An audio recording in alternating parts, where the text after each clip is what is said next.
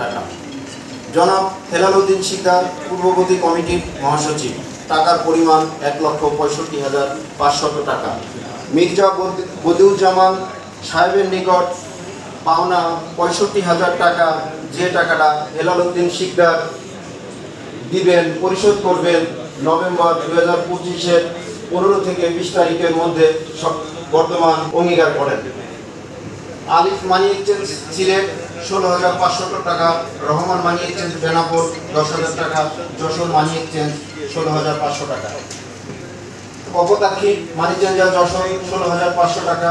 এরূপ ক্ষেত্রে সংশ্লিষ্টদের অ্যাসোসিয়েশন হতে ব্যাখ্যা প্রদানের চিঠি প্রদান করা হলেও তারা অদ্যবধি কোনো ব্যাখ্যা প্রদান করেনি। তসরুপকৃত এবং অনাদায়ী টাকা আদায়ের ব্যবস্থা গ্রহণের করণীয় নির্ধারণের উদ্যোগ বার্ষিক সাধারণ সভার উপস্থিতি সম্মানিত সদস্যবৃন্দর মতামত প্রয়োজন।